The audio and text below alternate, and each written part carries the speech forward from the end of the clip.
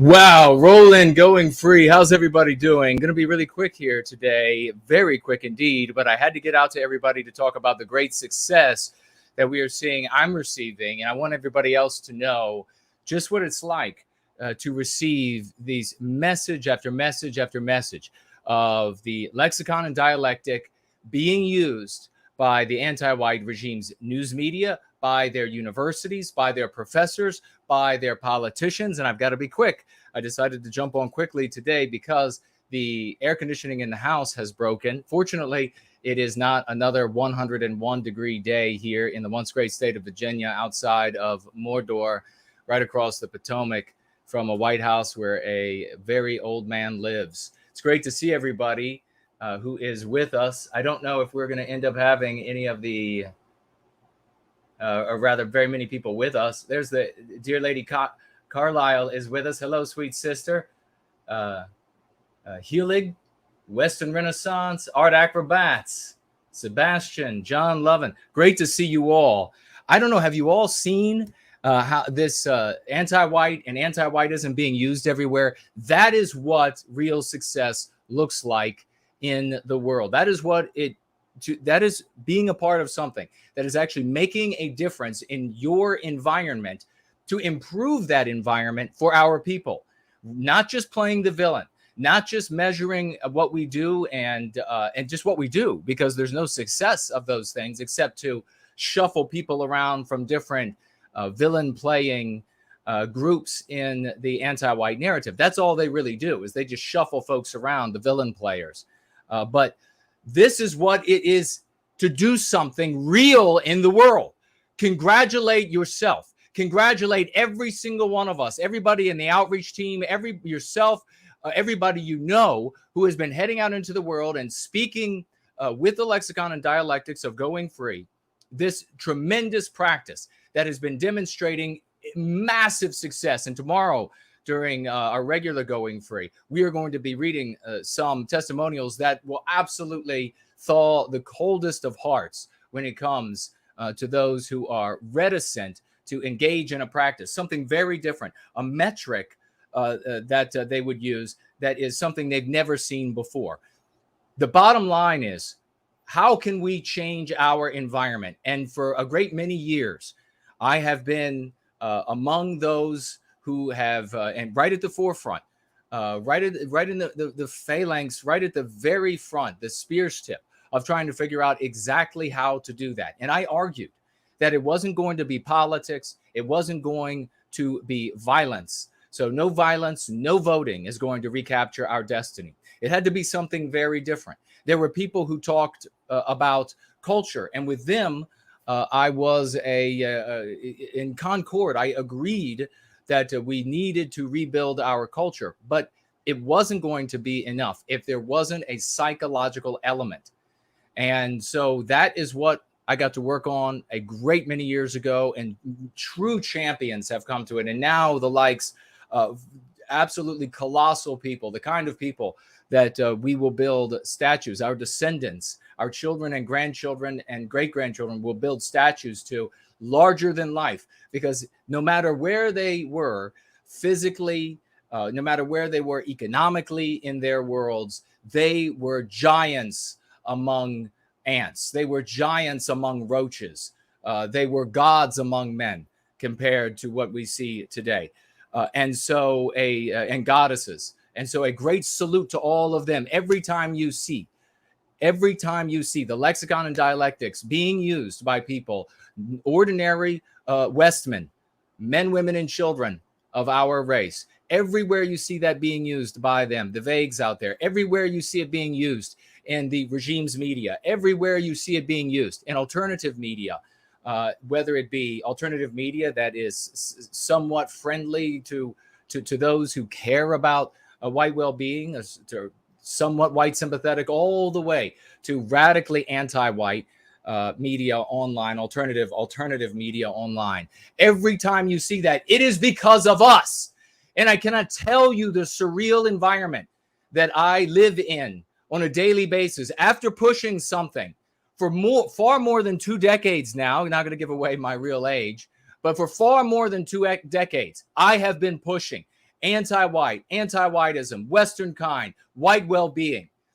And we have continued to reach new levels of the usage around planet Earth. And all of you now who have been with us either for weeks or months or years or a decade, however long you've been with us, pushing the same thing because you had the foresight to see this is what will change the world we live in. Because if you can change the societal conversation, you change that milieu, you change that matrix in which everything has to take place. Every conversation by every water cooler, every conversation by every lathe, every conversation by every front loader, every conversation in every board meeting, every conversation in every hall of government then has to take place through that medium. And then also, what can come out of that? The culture of us as heroes, the culture of us in our own story, the culture of us using our lexicon and our dialectics to revivify our people, to create a people out of a deracinated race. That, my friends, is the success that we see on a daily basis. It is a living dream come true for me after all of these years. Try to imagine. And now you see, now you see these people in white sympathetics who are jealous, who are trying to come forward now. And because all along they were arguing against me and saying, oh, no, that's not the way to go. That's this psychological approach. You can't use your own terms. You have to use the terms invented by anti-whites. You can only use things that they have said is acceptable. You can only be in their story. All these people have argued against me for so long, so many nights spent in deep argument, in after party after after party, after conference after conference, and after meeting after meetings. I had these debates and people said, no, it can't be done. From the people with the most academic credentials to the people who are downright dumb as all get out midget wits. And now what are many of them saying? That they're jealous? You didn't come up with that at all, Jason. You weren't doing that work. It's been around forever. Well, you all can go straight to hell because we know the truth. And the more you say things like, well, you weren't doing anything or you didn't come up with it, now trying to rob that from us and the success that we are having proves by God, beyond a shadow of a doubt, the bastards that every single one of you are, trying to deny us what you argued against for so long and now say it's so self-evident. Bullshit. It was so self-evident. I remember your names, you assholes. Well, I'm going to tell you what, this is a huge victory. We're seeing anti-white use on a regular basis on Fox, on CNN, on MSNBC. As I mentioned, professors, universities of the highest order, town halls, politicians, political aspirants, YouTube personalities. They come in to me 5-10 a day. 5-10 a day. Are you seeing them? I want to share this right now. We just had this one come in, and this is important because this is a good guy. This is a smart guy. Thought I was seeing things when I read this headline in the New York Post. Normalizing the term anti-white is a massive win that came out of the radical political circles. I want to thank Artist Life because she brought this to my attention via tagging me in a tweet. This is Keith Woods talking about seeing this in a New York Post article. He's right. It did come out of radical circles, not political circles. I mean, maybe what he wants to call a political circle. But it came out of the white positive sphere. It came out of the work that I've been doing. I'll just go ahead and say it. For nearly 3 decades, the work I have been doing for nearly 3 decades. It came out of what we have created here in white positivity in service to white well-being. This is showing up everywhere, my friend. And I wrote here in response to Artist Life, this is what actually doing something for our people looks like. Congratulations, everyone. Now we step it up even more. Our lexicon and dialectics are taking the dialogue by storm. Play the villain? Nope. Go free and change the world. Thank you so much, Artist Life, for bringing this to my attention. I'm going to jump over to this New York Post right as I switch on entropy, even though I'm not going to be here long. If you have any questions, get them in quick. I've got about 20 more minutes maximum here. So let me know. Let me know how my audio is doing too, because I have no clue. I'm just fired up about this. Everything looking magnificently. I'm going to jump over here And this article is by Betsy McCaughey in the New York Post. And it's titled, Biden's infrastructure bill is chock full of anti-white racism. Now, we want her to drop the word racism there because that empowers the anti-whites to continue to use that slur, that anti-white slur. Never use that anti-white slur concept, racism. Delegitimize the hell out of it. Put it to bed. Let's put it in the grave. It just means anti-whiteism. All the word racism means is that it is immoral to be anything other than anti-white. So anti-whites and everyone who would use it can go to hell. I'm sure Betsy wants to get right. So let's make sure that Betsy McCaughey over at the New York Post gets a message or two from these champions. Let's get a round of applause for every single one of you. A round of applause for everyone in the outreach teams. A round of applause for everyone you know who is heading into their circles of influence, making a difference in the world. I'm sweating my ass off. The AC's not working. The window shaker is working, but it is humid in here, and it is in the 90s Fahrenheit right now. I don't give a damn. We got to celebrate because tomorrow we got very important things to talk about. Betsy writes, the infrastructure bill by the Senate passed Tuesday discriminates against white people at every turn. Americans are enthusiastic about spending money on physical infrastructure, bridges, roads, broadband. But this, and then she uses the anti-white slur racist. Dumb, Betsy, dumb. Sit, Betsy. Roll over. Use anti-white. I mean that in jest. Come on, Betsy. Let's get Betsy doing the right thing. Let's get her using anti-white. Let's get her using anti-whiteism. Let's get her using anti-white narrative. I'm going to give you the five concepts you have to share when going free. You have to share with everyone you know. And I'm going to tell you why you have to do it. And I'm going to give you those 5 concepts in a minute. So stick around for that. Stick around. So spending money on anti-white, spending money, let's see. But this anti-white bill hands out jobs and contracts and locates projects based on race. Now, what you should be saying there, she says based on race, not merit. That's the conservative line. It's based on where white people are not. It's based in how best anti-whites can discriminate against white people. Come on, Betsy. We're going to applaud you, but we also are going to criticize you. We want you to do the right thing. Get right, because, folks, we have less than 10 years. We're going to talk about that tomorrow. Minority business and neighborhoods hold the inside track. If you're white, you're low priority. If you're white, you're discriminated against. If you're white, you are persecuted. That is what Betsy should have written. But what she did right here, God bless her, if you're white, you are low priority. The bill includes grants to install solar or wind technologies and generate jobs in areas decimated by closing coal mines or coal-fired electric plants. Here's the catch. When the contractors bid, the bill says non-white. She uses the anti-white meme pathogen, calling non-white people minorities. They're not minorities. You are a minority if you are white. Non-white owned businesses.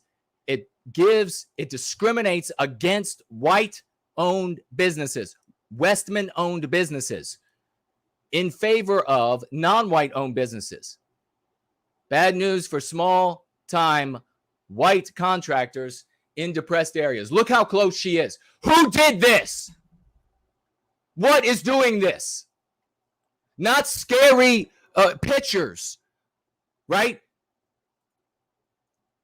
Not scary marches, not scary torches, not scary signs, not scary memes, not scary anything, not playing the adversary, the bad guy in the anti-white narrative, not being the antagonist. None of that did this worldwide. None of it. And don't you dare try to claim it, because you've been doing it for well over 100 years, you bastards. And it has come to nothing. We have done this. We are the ones responsible for this change. We are the ones responsible for normal, ordinary white people around planet Earth taking up a dialogue in their own defense, because it has the moral backbone. It has the moral structure. We are the ones who did this. Who else is responsible for this? You know who else? Yiz is. Take a look at this. Yiz writes to me, another great success in the Mises libertarian cluster I've been influencing. In a Discord chat about movies and video games, a discussion about racial ethnic displacement of white people, characters, started. And one of the people who has been paying attention to me engaged to speak the truth about anti-whiteism. He even used the terms erasure and anti-whiteism correctly. This person is not, all caps, repeat, not, all caps, someone I have personally coached. This is a guy I barely know, but who has been listening to me and other content creators I have been influencing. Get a raucous round of emojis for Yiz and everybody like Yiz out there. Punch the air. Celebrate today. Set off fireworks. These are people taking up verbiage that enables white people to defend themselves everywhere they are without ever reading any of our so-called white sympathetic philosophers or political thinkers or any of that nonsense. Do you think for a moment that people in the Mises Institute, that libertarians, that people in all of these First Amendment people sell your ass down the river every day? These people are now using verbiage that defends Western kind because of us. You think Second Amendment people, the right to self-defense people, they're not, I've been telling them for a minimum 2 decades, 18 years, 2 decades, that they need to be calling it self-defense instead of Second Amendment. They're too dumb to pick it up, regrettably, because the people who are coaching them are misleading and misruling them. Those people sell white sympathetic people down the river every single day. When they show up on a stream somewhere and they hear you using racial epithets and they hear you talking about how awful some other race of humanity is, and they hear you otherwise presenting in every conceivable way as the villain, as the antagonist in the anti-white narrative, they turn you off. They shut you down. They are glad to see you shut down. They are happy when things turn out that way. But guess what? They're not happy when the fire comes home to consume their houses, and they're not looking to throw up any twisted banner on the top of their house. They're looking for a moral structure with which to defend themselves. And now, Mises Institute, First Amendment, Second Amendment, constitutional rights people, anti-white even, politicians and the like, using anti-white, saying that they're not anti-white. You never got them to say this kind of stuff before, and you never will, being a troglodytic jackass in your backwater nonsense in every one of these fetid pools around the internet, who want to blame and smear and shame and smear and say you're not purity spiraling well enough into Aunt Nat Nitwittery. What you need to be doing is holding rallies where a bunch of men shout racial epithets. That will make the day come when we recapture our destiny. BS. You're never going to speak to those people. You're never going to march in any streets and control any cities. You are a fool if you think otherwise. We are changing the world. And people like Yiz, she is at the forefront of that. And if you don't like it, it's because you are a loser. Outdo her if you don't like it. God bless Yiz and everyone else who's making it happen. Nathaniel, Naderific, Jared George. We can go down the list on and on for people who are changing the world, using the dialectics that matter. We're running out of time. I'm going to take a quick look at things here in just a minute. Here's my admonition, folks. I got another story right here. This is out of Newsweek from this week. Newsweek, ladies and gentlemen. Blake Masters, Arizona GOP Senate candidate, rails against anti-white, and then he uses the racism. Remember, we want them to drop the racism, but this is going in the right direction. Blake Masters, who is running for Senate for the Republican Party in Arizona, complained about what he described as anti-white racism. What are we going to teach him to say? Anti-whiteism. Anti-whiteism. Yes, I thought that I had to invent anti-white and anti-whiteism all the way back in 94, when it wasn't in any of the dictionaries that I had access to at home or at the city library. And then we find out last year that anti-whiteism was taken out of the dictionaries, that it was already there. We're going to teach Blake Masters to use anti-whiteism. He's railing against anti-whiteism in the U.S. in schools, and weeks before he launches his campaign to run for office. You know what he didn't say? You know what he didn't say? He didn't say that he is taking up National Socialism, that he is taking up some sort of 1900s socialistic ideas. That's what he didn't say. Why? Because Americans would spit him right out of their mouths. That's why. But we're going to keep moving. We have so many stories, and I don't have the time to get through them all. And we're just going to keep rolling and keep winning while these people keep trying to burn us down, while people who are supposedly white sympathetic keep trying to smear us so that the anti-whites can come along later and say, well, look what these others have said about them, and use what they said. What do you think about some piece of shit who is spreading lies, spreading falsehoods, spreading mistruths, misrepresenting me, my character, and the work that we're doing in this community, who and what we are, as a practice of going free? What do you think about them? What should be done to them in a fair society when they undermine the only thing that is working for our people? When we have 10 years left at best before we are a numerical minority. Watch the show tomorrow. Worse is here. Worse is here. And you better get started using the thing that works. There aren't going to be any marches in the streets. Here are the admonitions. Because the time is propitious, there has never been a better time to use this tool that works, the lexicon and dialectics of going free. Because the anti-whites are going to go crazy when they hear it, and many Westmen will stop using it. I want you to note that. There are Westmen out there who are going to begin using anti-white, anti-whiteism, white well-being, anti-white narrative. They're going to begin using these things, white erasure. But then when the anti-whites really start losing it, when they really start firing people, when they really start demoting people, when they really start barring you from school or kicking you out of school, white people, are going to get afraid to use anti-white. That is why you're going to put the coal to the fire, baby. That is why you're going to get out into every chat forum. That's why you're going to spread every video. That's why you're going to push even harder the lexicon and dialectics of Go Free Now. You don't need every person to pick up the practice of going free. You need them to take up 5 concepts. And I'm going to share them in just a moment.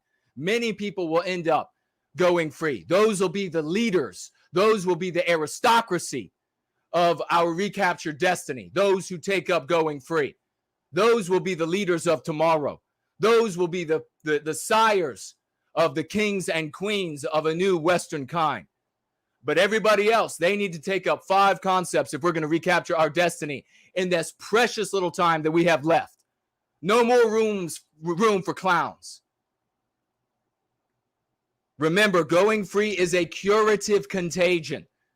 The 5 concepts I'm going to speak to you in a moment is a part of the curative contagion.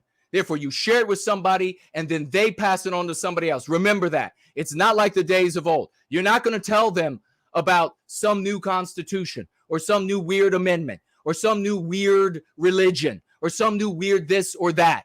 You're not going to be able to tell them that and have them pass that on. It goes nowhere. It ends there. Everything we share here has been demonstrated over years by way of the scientific method to be a curative contagion. They can be taught easily and passed on easily. That's why you're going to be sharing these fast. This is as throwing seeds. The lexicon of going free is as throwing seeds on fertile soil. Most of those seeds that you throw onto fertile soil do what? They germinate. Some won't. Some will get taken up by birds, but most will germinate. And when those germinate, they become plants. And most of those plants will grow strong. And those plants do what, ladies and gentlemen? Produce seeds of their own. And then as the winds of misfortune or trepidation or whatever it might be in civilization blow through those plants, they blow those seeds far and wide onto more and more fertile soil. The soil of our people's hearts who are ready for a language that enables them to be the hero in our story, the moral champion advancing our well-being. Here are the words, or concepts, 5 concepts, and you are going to go after them. You are going to go after them like there's 10 years left, because that's all you've got. Anti-white, anti-whiteism, anti-white narrative, Western kind, white erasure. You teach those 5 to the whole population of the West, to half the population of Western kind, and we will have our destiny in our hands again. You're not going to grow any, you're not going to open up some magic box and find some grimoire in there that you're going to cast spells with, and suddenly the population is going to follow you anywhere. God's sakes, I've dealt with this stupidity long enough. It is time to step up to what is smart and do what works. I've explained it enough times to enough stolid ass, backward, dumbass people. And there's no more time for that. Pick it up and use what works. Don't like it? Too bad. Don't like it? Watch from the sidelines. Stay out of our way. Groundhog Fury has created a video that you all are going to capture. If it's not in the description right now, it will be in the description in the hours to come. To my P drive, P cloud. You are going to click that. You are going to find Groundhog Fury's video. This is one of the ways you can get started. You're going to download it. You're going to share it everywhere. You're going to talk with everybody you can about these 5 concepts, about where it is prudent to do so, even about the practice of going free. But get out there and make it happen. I'm going to share it right now quick because I'm jumping off here. I got to go right now. I got to go right here. This is Final Blossom made these posters. I don't know. Can you hear me while this video is playing?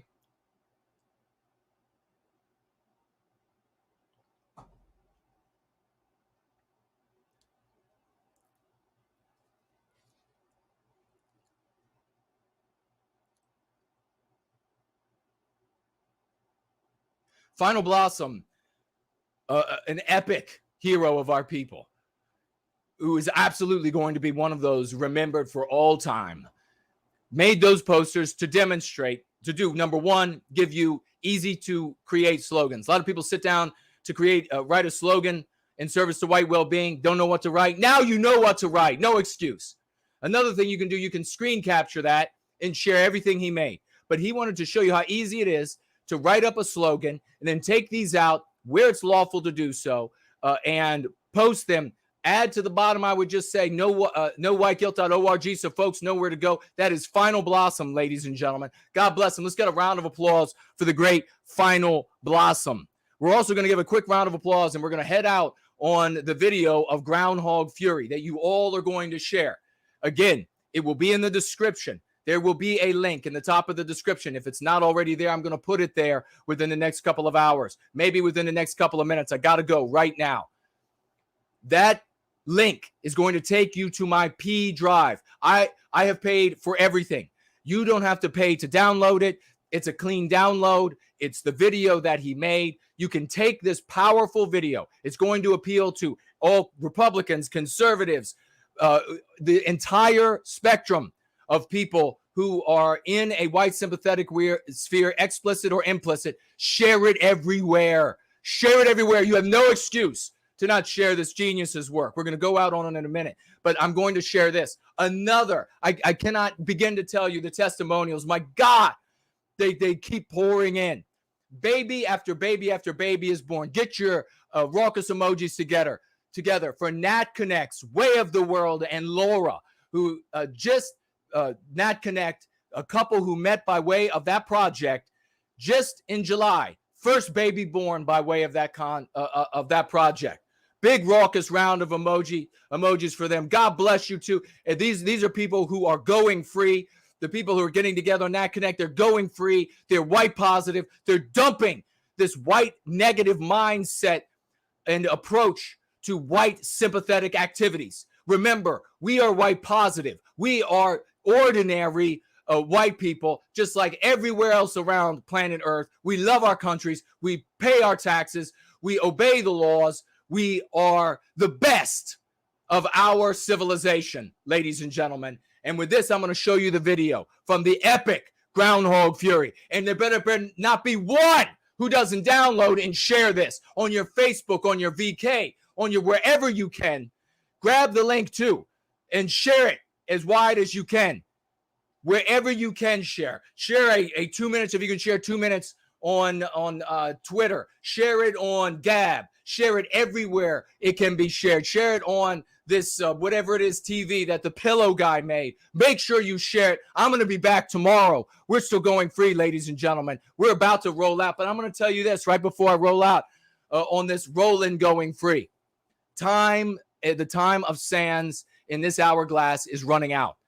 And you know, every time I take a hard look at how it's running out, I get very impatient about people who drag their feet, about people who say that it's not bad enough, about people who say, oh, the approach of psychology that you came up with, Jason, all the way back in 94 and we're pushing, that wasn't going to work for all these years. And now these same pieces of human waste are trying to claim, as this is working around planet Earth, that, oh, they didn't do anything, those people in that sphere. They're not accomplishing anything. They must be feds. They must be, oh, that Jason guy must be some kind of fed. Oh, he must be part of the, that 2% of puppies out there. Well, I'll tell you what, actually, you know what? I am part of a 2%, just not the 2% of puppies, a different 2% of the world's population. Think about what it might be, you losers. I'll tell you this. You're going to take this, everybody out there who's a champ, and you're going to share this far and wide. Tomorrow, we are going to be talking about the time that we have left in the United States, and therefore the time we have left, predictably, around planet Earth, ladies and gentlemen. You're looking at about 10 years. Get ready for it. Roll out.